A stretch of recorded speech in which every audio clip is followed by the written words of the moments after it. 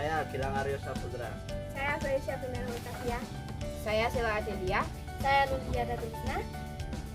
Pernahkah kamu berpikir bagaimana sebuah perusahaan mengetahui berapa total dibayar dan berapa keuntungan yang diperoleh dalam satu periode? Semua pertanyaan itu bisa dijawab dengan ilmu akuntansi. Seringkali akuntansi dianggap sulit dan rumit. Padahal jika kita pahami dasarnya akuntansi itu sangat logis dan mudah dipahami. Yuk tanpa berlama-lama, mari kita mulai pembahasannya. Itu kita aku satu kali cek loh ini. Masuk materi kali ini, sebelum masuk ke persamaan, mari kita pahami dulu apa itu akuntansi. Secara sederhana, akuntansi adalah proses pencatatan, penggolongan, dan peringkasan dan pelaporan data keuangan agar dapat digunakan sebagai dasar pengambilan keputusan. Artinya, semua yang masuk, uang yang keluar, barang yang dibeli, atau utang yang dipinjam, semua itu harus dicatat, dapat diolah menjadi informasi yang berguna. Nah, dalam seluruh proses pencatatan itu ada satu hukum dasar yang tidak boleh melanggar sama sekali. Hukum tersebut disebut persamaan dasar akuntansi. Lantas, bagaimana untuk persamaannya? Persamaan dasar akuntansi berbunyi aset sama dengan utang tambah modal. Ini dia gambarnya. Persamaan ini memiliki arti seluruh kekayaan yang dimiliki perusahaan aset berasal dari dua sumber, yaitu pinjam dari pihak luar utang dan modal dari pemilik sendiri. Karena itu nilai sisi kiri aset harus selalu sama dengan dan seimbang dengan nilai sisi kanan utang plus modal. Nilai keseimbangan ini tidak akan berubah meskipun terjadi ribuan transaksi sekalipun. Agar lebih jelas, mari kita bahas satu persatu unsur penyusun persamaan tersebut. Pertama adalah aset. Aset adalah segala kekayaan atau sesuatu yang dimiliki perusahaan. Aset sering juga disebut sebagai harta.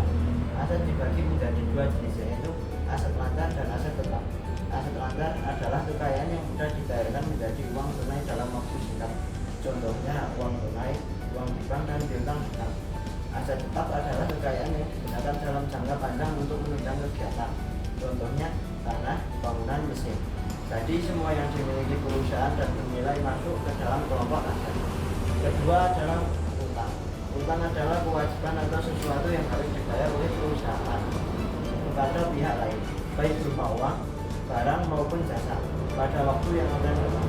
Utang sering juga disebut sebagai kewajiban. Utang pun dibagi menjadi dua jenis, yaitu utang jangka pendek dan utang jangka panjang. Utang jangka pendek adalah kewajiban yang harus dilunasi dalam waktu singkat, biasanya kurang dari 1 tahun. Contohnya utang kepada pemasok barang, utang gaji karyawan, dan utang biaya listrik. Utang jangka panjang adalah kewajiban yang pelunasannya dilakukan dalam waktu lebih dari 1 tahun. Contohnya utang pembelian tanah dan bangunan. Ketiga adalah modal. Modal adalah hak pemilik atas kekayaan perusahaan atau sisa kekayaan setelah dikurangi seluruh utang. Artinya, jika perusahaan menjual semua aset dan melunasi semua utang, maka sisa uang yang diterima pemilik itu namanya modal. Rumusnya dapat ditulis juga menjadi modal sama dengan aset plus utang. Jadi pendapatan menambah modal, sedangkan utang dan pengambilan pribadi mengurangi modal. Semakin besar pendapatan dibagi beban, semakin besar pula modal yang dimiliki pemilik. Setelah memahami unsur-unsurnya, sekarang kita bahas bagian yang sangat penting, yaitu bagaimana setiap transaksi keuangan mempengaruhi persamaan dasar akuntansi. Prinsip utamanya adalah apapun yang terjadi, persamaan harus tetap seimbang. Mari kita lihat foto tabel persamaan dasar akuntansi. Terima kasih banyak sudah menyimak video ini sampai selesai. Semoga bermanfaat dan menambah wawasan kalian. Tetap semangat belajar dan sampai jumpa di pembahasan berikutnya. Waalaikumsalam warahmatullahi wabarakatuh.